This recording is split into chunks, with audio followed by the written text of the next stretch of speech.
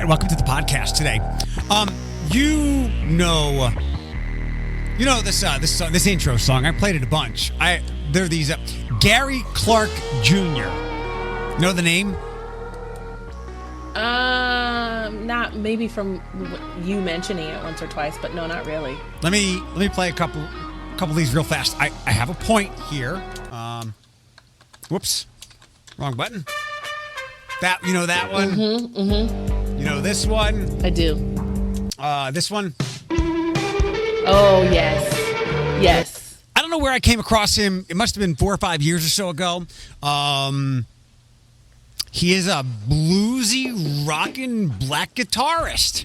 I like it. Yeah, me too. That's why there'll always be intro songs. And I was watching Thaddeus. Oh, on his Instagram.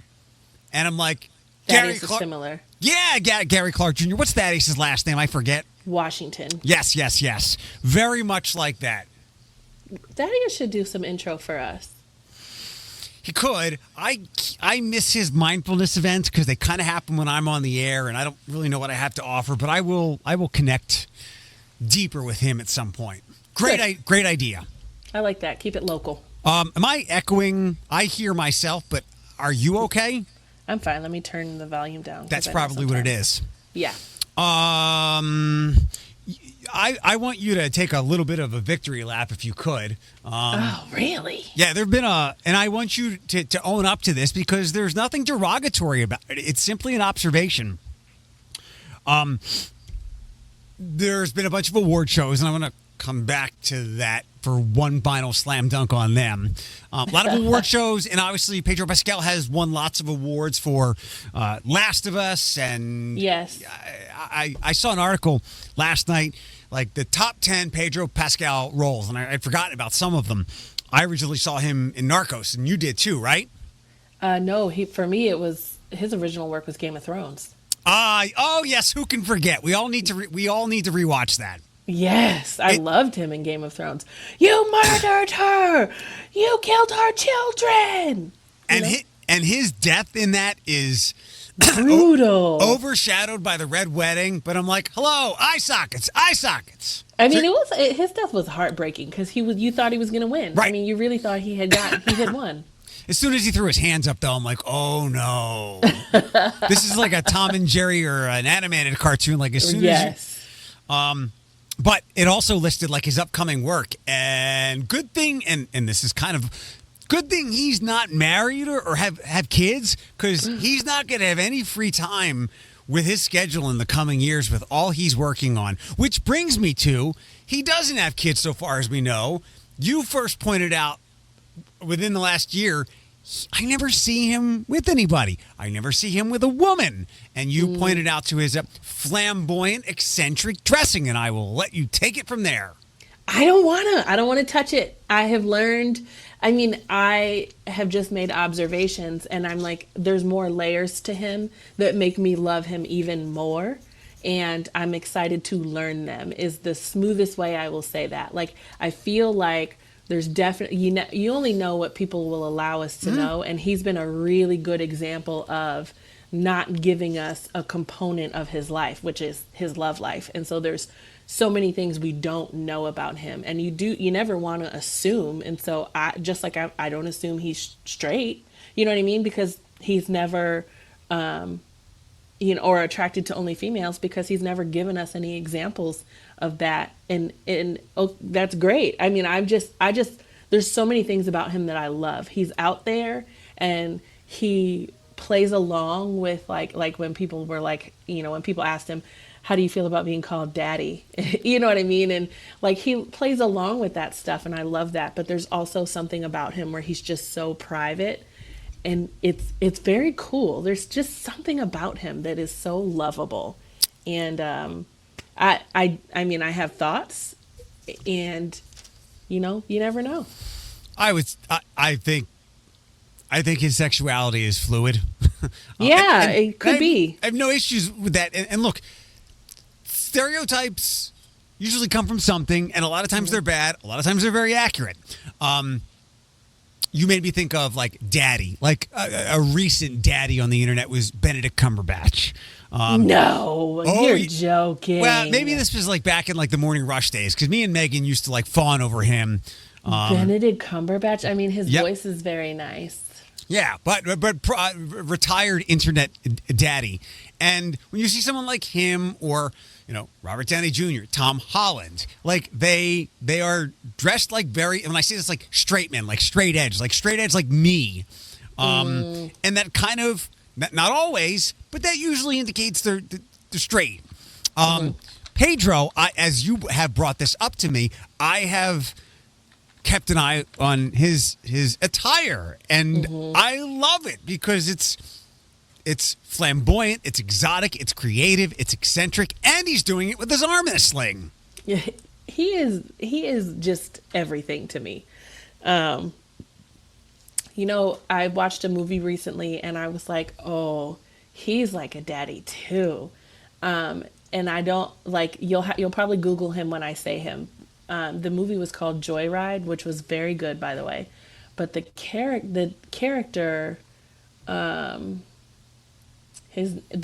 actor's name is Daniel Day Kim. Oh, I know him. Yes. I believe he wasn't he in Lost?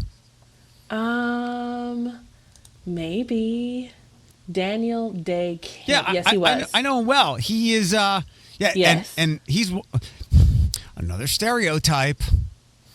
He's going to live to 1,000, and Asian people often age very well. He is damn handsome. He is in his that jawline. He's in his mid-50s. Yes, he is. Yeah, really. I'll take it. Yeah, really good-looking guy. I like him as well. Somebody could be critical of like,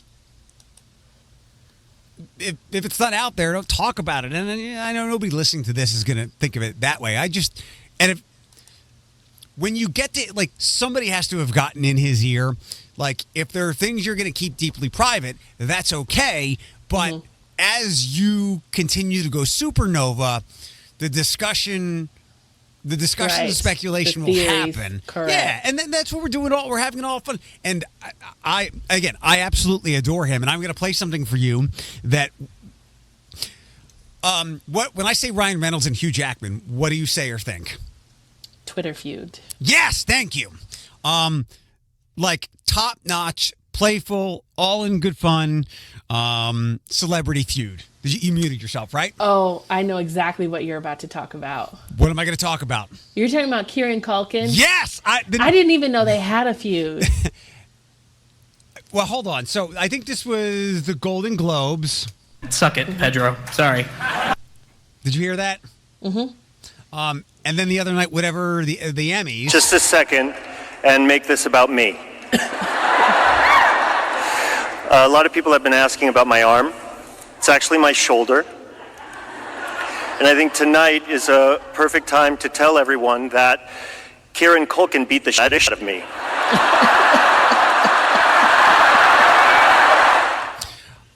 I would like them to be the next playful celebrity feud.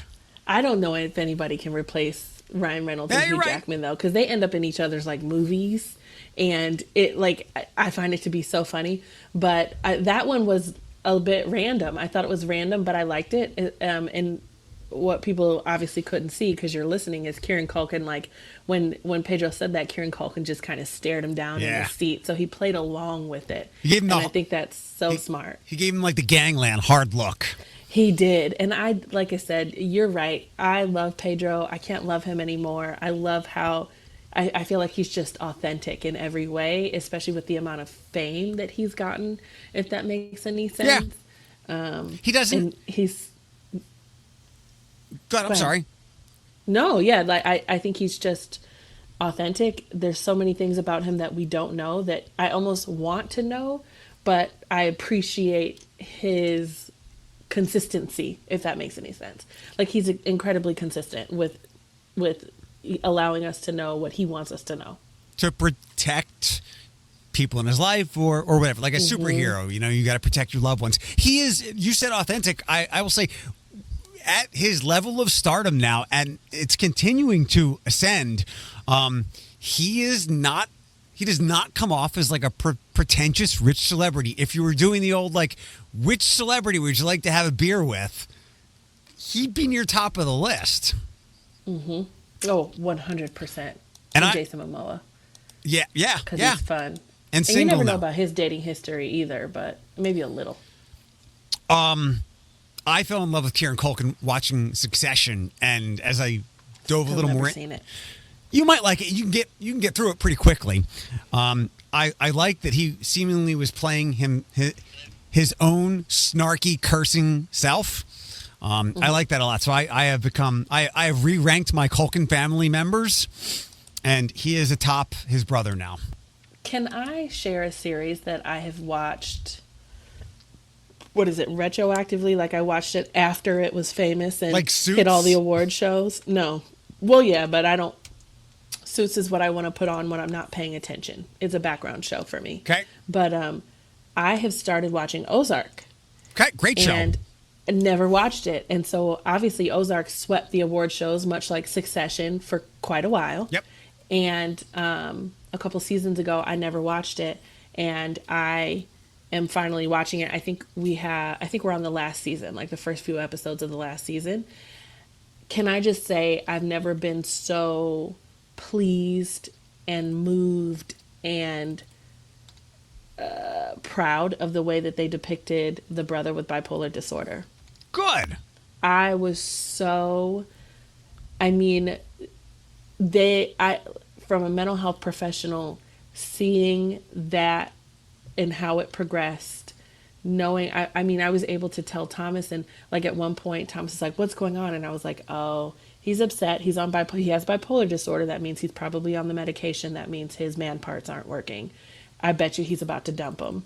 It was like, being able to see the progression and seeing how sad and awful it is, and seeing which cast members, pulled him out of the hospital. What were the repercussions of that?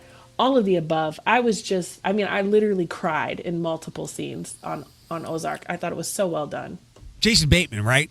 Yes, Jason Bateman. He's the brother. I don't know who the brother is. He's an actor I've never known. And the blonde woman, I forget her name. I know she's very talented as well. Correct. Yeah.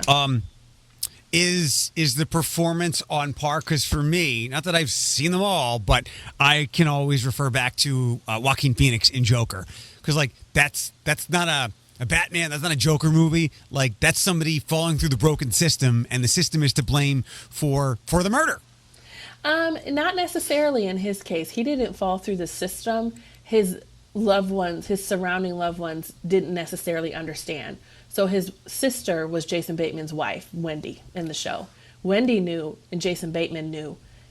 But her brother had gotten himself a girlfriend, and her family and loved ones didn't necessarily understand the severity of what was happening. And it was very true to depict that one of the only ways to help him is to put him in the hospital, but you might as well kill him. Like, that was his mentality. Just kill me. Don't put me in the hospital. And you had to do it anyway. And it was just a really, so he didn't necessarily fall through the cracks. I think what they showed more of is not a full understanding of the severity of the disease and what it can cause if not everybody is on the same page. Well, that was my point. Like, oh yeah, okay. Like the outcome, like showing a path from stable working to utter destruction and danger to society. Because Joaquin Phoenix, and forget about, obviously his performance was fine, but just that movie, and you did see Joker, right? I did, but I feel like I want to watch it again because I've only seen it the one time. You remember when he goes, I think, to the social worker's office the first time, and I think he gets declined in some way, and I'm like, like I've been there. Like, we have begun to see all these stories. Like, yeah. So, but I'm glad it sounds like it was portrayed in a different path of the erosion of someone's mental health, but well done. Yeah. It was really well done. It was heartbreaking, and I do truly feel like, and this is a bold statement, and I doubt we intended on the podcast going in this direction, but I feel like some mental illnesses, especially the serious and persisting mental illnesses, are much more severe than some of the other chronic illnesses that individuals have. Like, lupus is nothing compared to what not having control of your mind. Right. You know what I mean? To a certain degree. At least with lupus. Well, with lupus, I mean, there is a mental wellness aspect to it. There is. Like, it eats absolutely. away at your soul. But with mentally unwell people, as we know, like, you're someone else. You're not yourself. Let me, since you went that route, I saved myself a headline, and I did not want to. I want to be very careful about this. And I am stunned that this was the headline. The guy that the police killed the other day. Oh, yeah. I believe I saw something within the last couple of days. So he murdered his girlfriend, woman, ran and put a gun up a couple of times, and he had to go down, unfortunately. I guess, in fact, I think he had his gun kicked away, and he got it again and threatened the police. So, broken man, suicide, but whatever it was. I think I saw something that said he had a history of some domestic incidents. Yeah. I could be wrong. Did he? Oh, I don't know, but it's very possible. I mean, unfortunately, sometimes domestic incidents, multiples, end up in death, whether it's yours or the victim. You've heard me talk about before.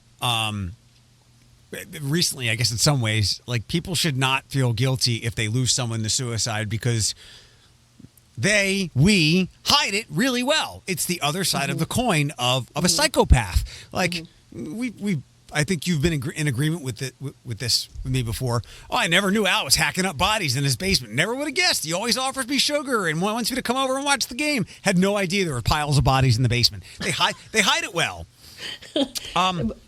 Yeah. The headline from this story was kind of stunning.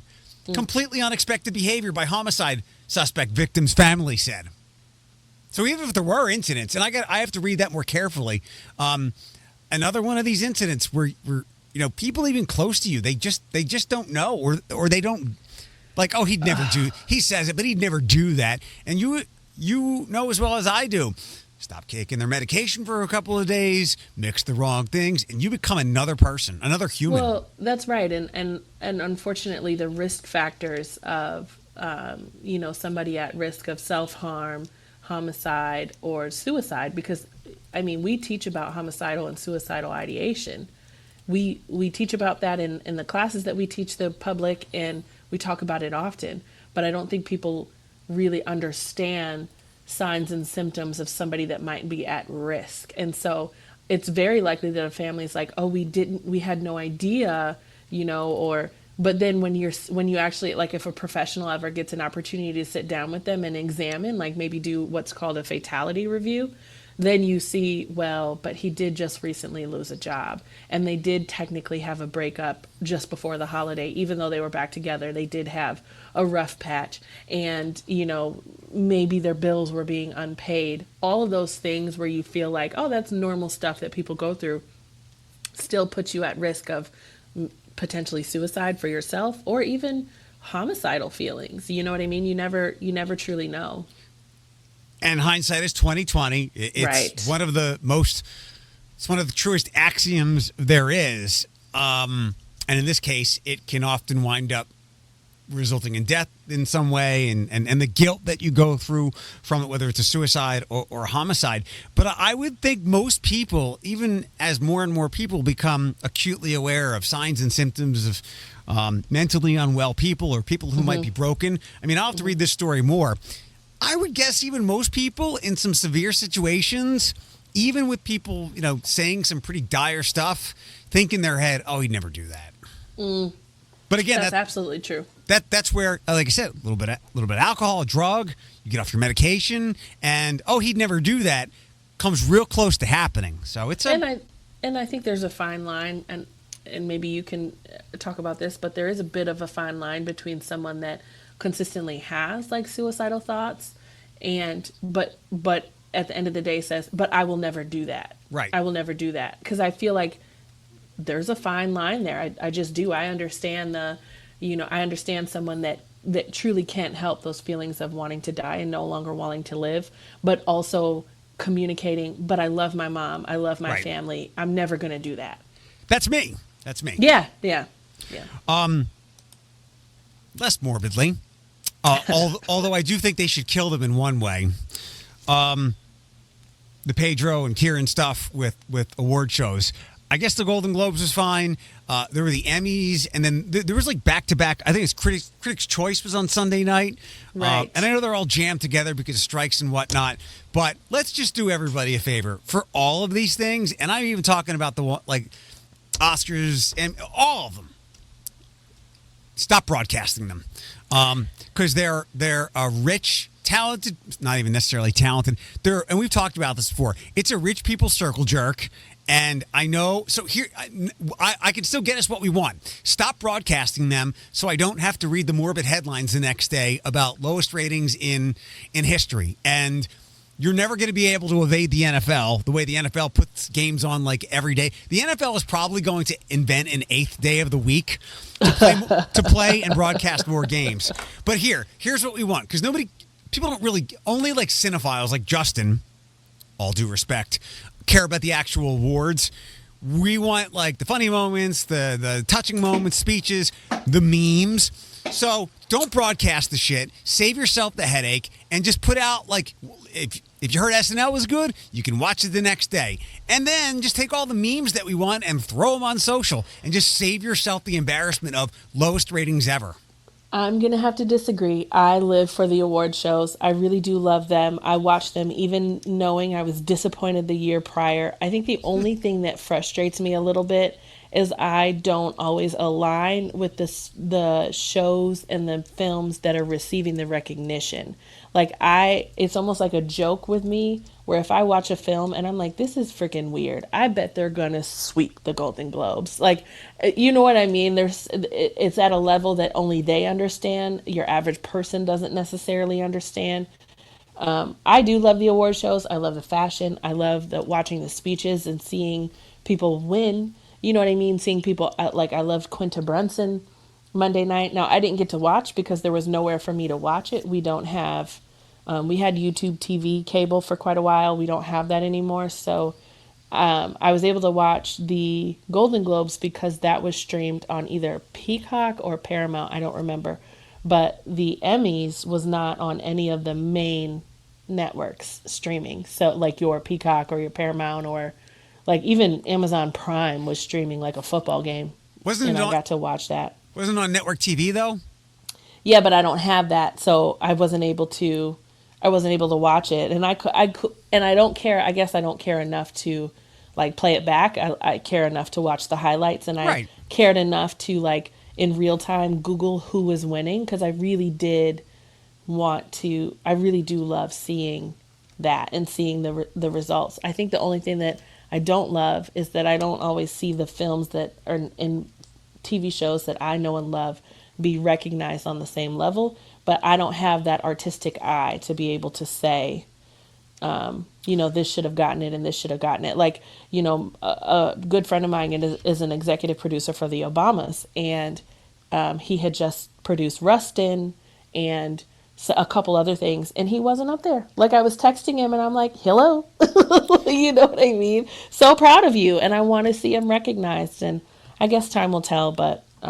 That's the other thing we've discussed before. Like, maybe there should be, not even when it comes to diversity, a better evaluation process of who is choosing the awards. A real quick analogy, in the middle of the 2010s,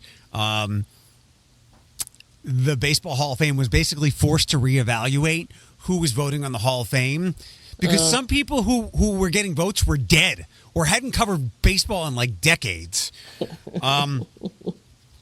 You can get an antenna and get network TV. You know that, right? I do. I just haven't bothered. And I probably will because I do like to watch some of the stuff. But like football games and all of that, I can't watch any of it unless it's streamed. And I appreciate the ones that have been streamed lately. I've been able to watch almost all of them. But I really enjoy them. I love the award shows. I say keep them going. If they were to take them off, like I didn't like that they split up the Emmys. So the Emmys, and I guess they've done that before, but I remember, I love Queer Eye and Jonathan Van Ness, and I follow Jonathan Van Ness on social media, and he put up a picture of him in a dress and said heading to the Emmys, and I was like, hun, It's the Golden Globes. What are you talking about? I didn't comment, but I wanted to. I'm like, do you mean the Golden Globes? Like, how can you mistake that? And he was going to the Emmys, and they won a freaking Emmy, and I didn't get to see it. Yeah, it's all squished together because of the strikes and whatnot.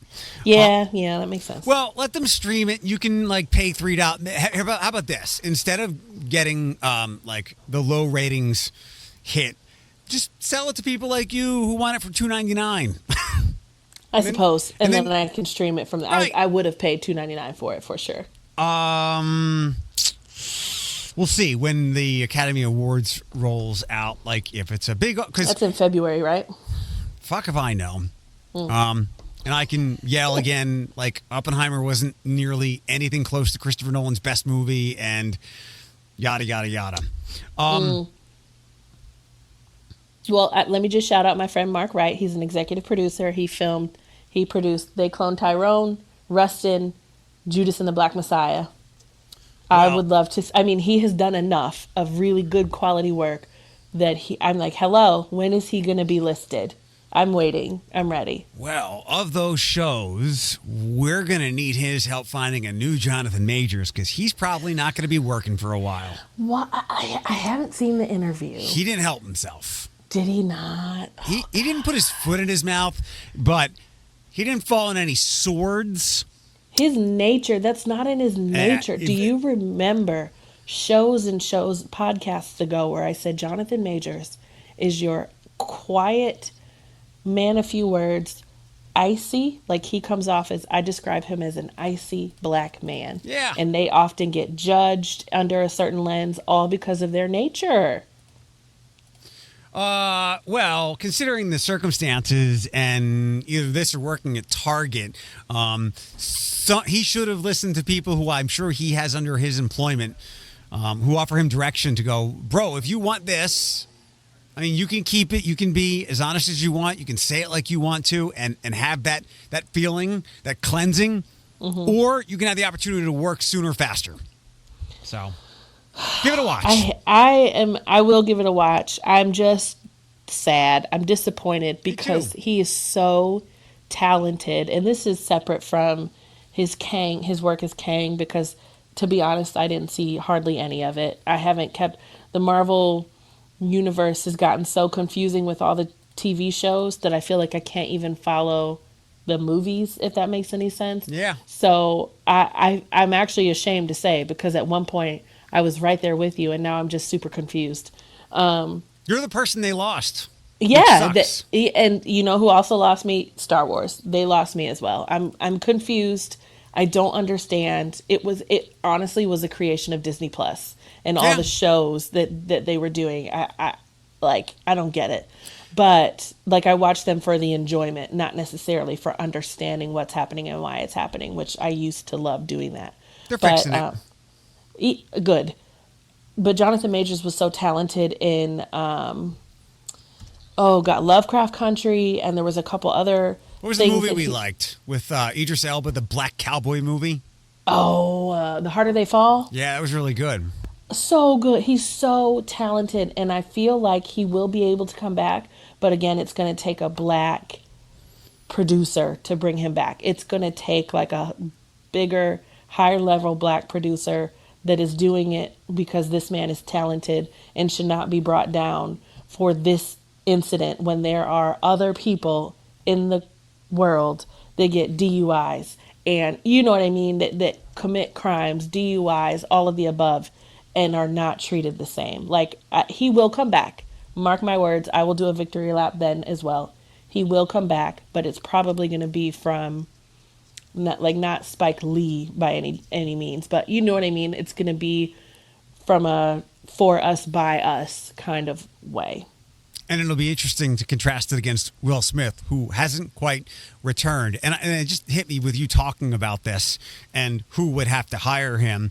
The color of their skin and how that's affected it. Because I like, if there's a black person that all white people love, it's Will Smith. And when we talked about this a year and a half ago, he's Will Smith. He'll recover from this. I mean, he didn't kill anybody. In fact, he hit somebody that a lot of people don't like. And he has not fully recovered, and maybe that's some of his words. Maybe it's like, oh, I knew all along he was black. They're all the same. Right.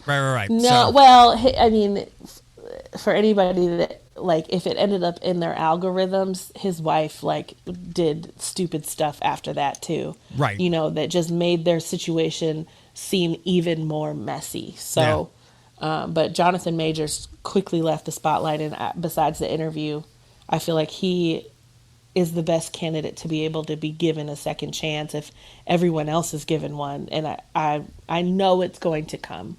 If there's often one, and I haven't heard good commentary on this in quite some time, but I think it still stands. If there's one thing this country and society loves more than tearing somebody down, it's giving them a second chance. That's why I say it'll be interesting to see if he gets that as a black man. Unless you're a black man. Right. But go ahead. Can we switch gears? Yes, we can. Yep. You sure? Mm-hmm. I have been having this overriding feeling the last handful of days, and I told you last week I was very bothered because he did stuff out of character, which is talking to strangers on the internet. That never ends well. And I just like I had a failing moment, like a lot of people. Well, like some people do every goddamn day. Me, it's infrequent. Out of that, I started to see this peaks of a lot of people are the reason for their own problems.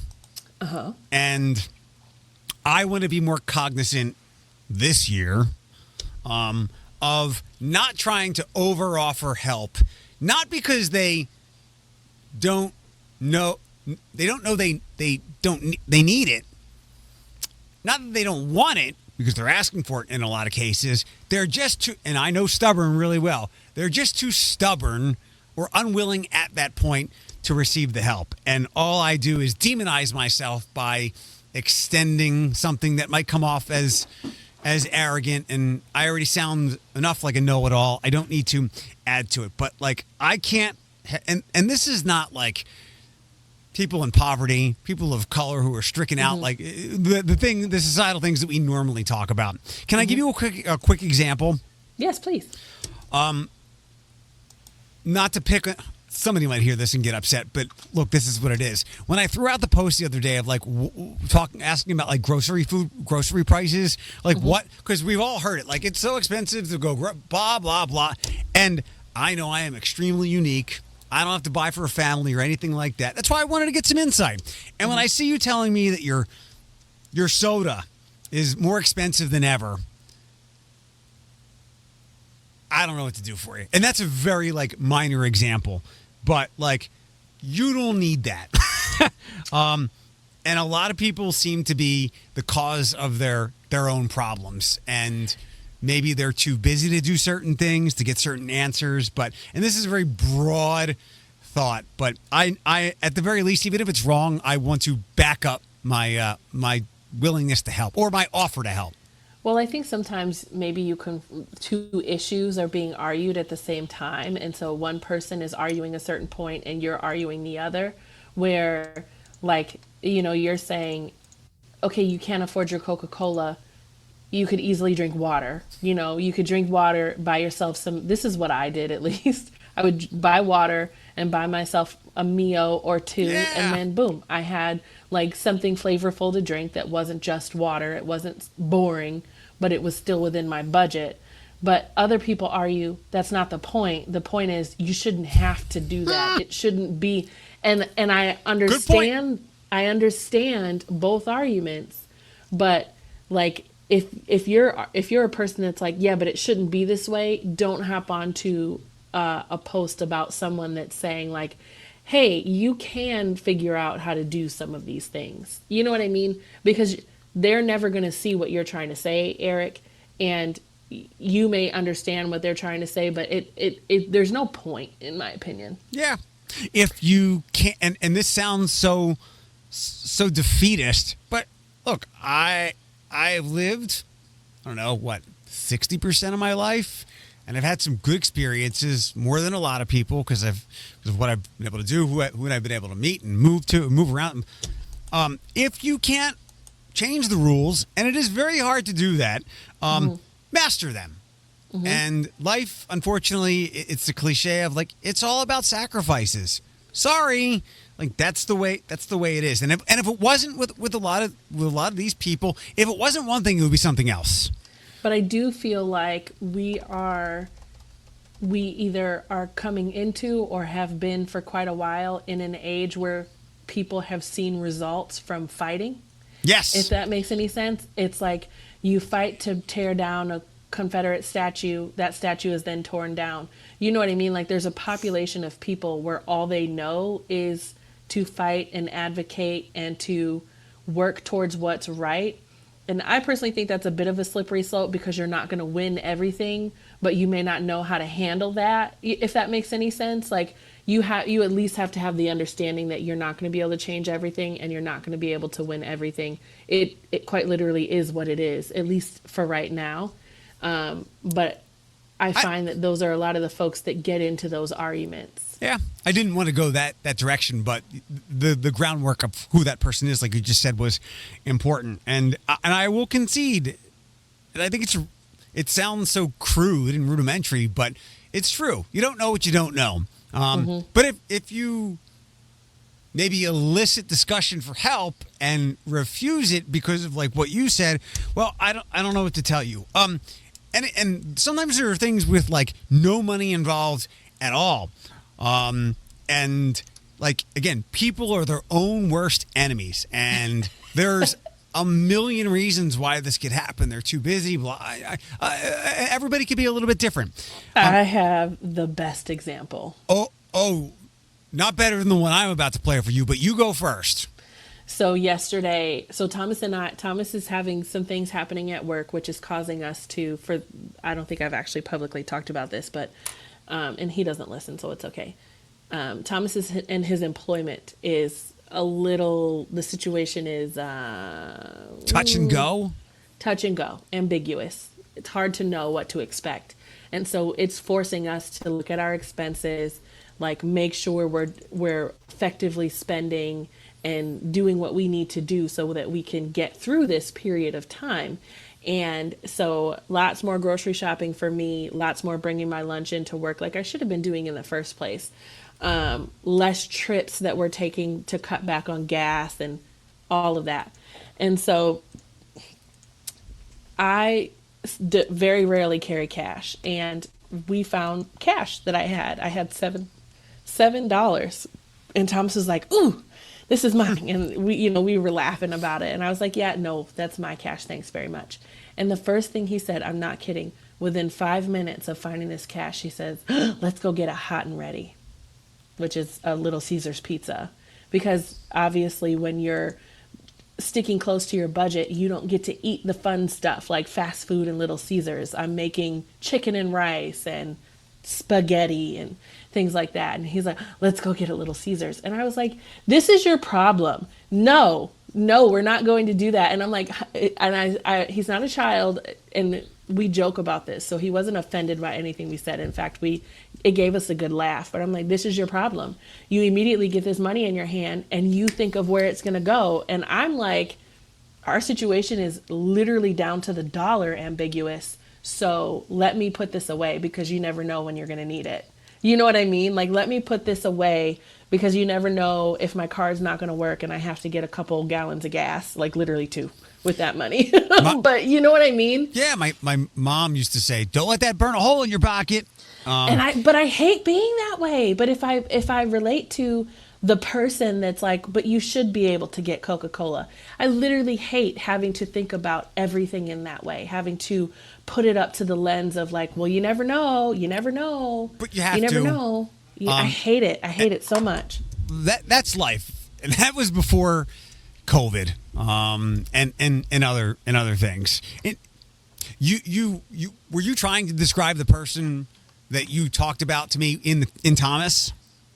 What do you mean? Like, he was that person saying he was the person. It shouldn't have to be this way. Yes. No. That I was thinking of someone else actually. And I have to tell you that point about the other side of the coin of me going, well, you can fix that real easily, and you saying there are people who believe it shouldn't be, was honest to God, honest to whatever the fuck you believe in, honest to the Lions winning on Sunday and maybe you getting to the Super Bowl next weekend, not to curse them or anything. That's one of the most brilliant, salient, sage things you have ever said here or to me, and it was quite eye-opening. Me? I said something? Yep. What did I say? About like the other side of me going, hey, you can fix that real easily. You saying, well, maybe they don't think that's right. And maybe it's not, but the realization of that. Because some people, I like to say, fight battles you can win. Or, and adjust your expectations. It sounds like how you word that, like, oh, so you're a loser. So you're afraid to stand up for. No, but. Like, and I can fight battles I know I will lose, but maybe there are wins in there somewhere. But be strategic, like to you about like pulling statues down. Be strategic about what you fight, so you can have the best feelings about it. Maybe not the most wins, but the best feelings. You're not going to know how to lose. You're not going to know. You know what I mean? I know how to lose. I know. But not you. But there's going to be a growing population of people that are so used to fighting to get their way that they've come across a big problem, a national problem like friggin' inflation, and think they're going to be able to win. And you're just going to break yourself down. Well, that's your peers who. Were parented in a lot of ways by my single parent theory. The single parent became an okay thing in the 80s and 90s, and a lot of people your age when they were growing up, neither parent at either house wanted to be the bad guy, telling them no. So there was, and mine of people getting in their own goddamn way is better than yours. Would you like to hear it? Yes. Okay, here we go. This was a press conference with the Tampa Bay Buccaneers head coach Todd Bowles, who is a very soft-spoken, laid-back guy, and this person had a question about the game, which is played in Detroit this weekend. Do you know where it will be played? Like where? It's not going to play at the Lions Stadium? Well, it will. So there, right? Mm-hmm. Okay, we needed to establish those boundaries. Here we go. Looking forward towards Detroit. The weather has been a factor in some of the playoff games, even for the most prepared teams. Today it's 13 in Detroit, which doesn't compare to some of the temperatures we tend to drop to. Any special plans to acclimate the team to not only endure but perform in those kind of frigid temperatures should you face them in Detroit? You do know we play indoors, right? And they got a dome. No, nothing planned. We're indoors, and we only have to be outside for 20 seconds getting off the bus. I'm sure she was not the usual sports person, but that's embarrassing in a lot of ways. For who? Because I actually this is interesting. For who? For her or for him? Because For her, he was. Don't indoor stadium. That doesn't necessarily mean, especially when it's. I mean, obviously they'll know what the weather is, but if it's 10 degrees outside and you're in an indoor stadium, you're still going to experience 40-degree temperatures. Nope. Is it heated? That stadium is 68 degrees. It is perfect. Oh shit, that's nice.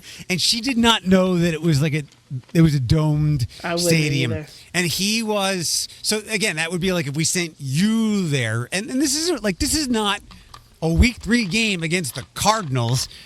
This is a playoff game. Mm-hmm. I don't know. We'll find out her background. Whoever sent her to this, maybe somebody got sick and she was picking up some duties. Otherwise, that was a great question. If the opponent you were playing did not play in a 68-degree, well-heated dome. That's a great question, and like I broke our weekend texting like hiatus that we normally have to text you and like this has got to be a problem. Like when I was watching the Chiefs game, I'm like this can't be like safe like there's got to be injuries that come about from this. And I get home field advantage and why, like, I guess I never really understood why some stadiums, i.e. in cities that have fairer weather, have domes, but like the Browns stadium doesn't have a dome, and the Bills, the Buffalo Bills don't have a friggin' dome. Football has always been kind of like a winter in the snow sport. And it does give you an advantage. I get that. And so that's why the Dolphins got their asses kicked. Right. But this woman asked a question, and I thought for sure when I first saw the headline, I was like, yeah, these dudes are in Tampa most of the year, and they're coming to like a pretty Arctic period in Detroit. Could that change them? Like, that would have been the question, but she asked that in the context of, like, she expected the scene Sunday night in Kansas City to be what the Bucks were playing in Sunday afternoon, but there's a giant roof and a thermostat where they're playing. That's nice. That's cozy. Aren't tickets like going for like $2,000? Most expensive ticket in this round of football ever. It was average ticket was $1,200 last night. They're probably up now. Wow. Good for them. I'll be watching. Me too. There's no reason the Lions should lose this game because Tampa doesn't belong in the playoffs. They don't. I don't know enough to have an opinion. Okay.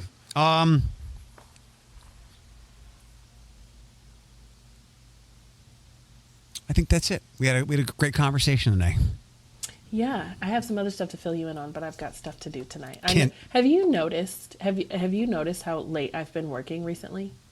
Like, kind of. You will call me and I'm still in the office and it's 6:00 and I feel like I can't get out. Like, I feel, you know what I mean? I have a 5:30 meeting tonight and I'm like, I wanted to make dinner for Thomas and I'm not going to get home until like 7:30.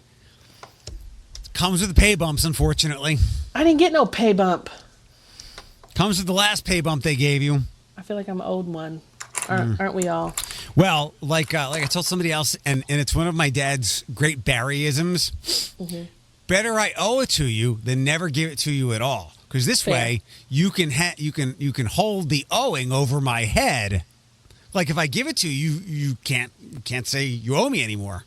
Oh, Barry, when is he visiting again? I don't know. Probably not until winter subsides. And second winter passes too. They had their first measurable snow around the I-95 corridor in 700 days the other day. Sounds like we're going to get some between tomorrow and Friday. That's yes. Like 6 or 7 inches. Was it that much? I saw like 1 to 3 and 1 to 3. Both days. Tomorrow is 1 to 3, and then the next day is 2 to 4. Fun times. It's that time of year. It's so much so. Last Friday, I stopped and got my own food instead of having it delivered. Oh no, I had mine delivered. It was nice. Broke out on Friday. Saturday. That's fine. Friday was a mess. Yeah, and I tried. Unfortunately, though, I ordered it early. Like, I ordered it at like 1:00, and it didn't get delivered until almost 9. Did you schedule it? I did, and there was a 2-hour delay, so it was supposed to come earlier by like 6, so I could make dinner. And they gave at 5:45. They told me it was not gonna be there till 8:30. So I thanked them and gave them some tip. I know it shouldn't be like that, but it's not totally unexpected in shitty weather. Yeah. I didn't fuss at all. I had no issue. I was hungry, and so I made something really good. So I had been looking forward to it all day. And so then when it got delayed, I was like, well, now I can't eat it until tomorrow. And so I was disappointed. Like, my taste buds were disappointed, but that's my own problem, so I'll deal with it. Yep. I could have just got my lazy ass up and went to the store. 1,000%. All right, okay. Mama, I'll talk to you later. Bye-bye.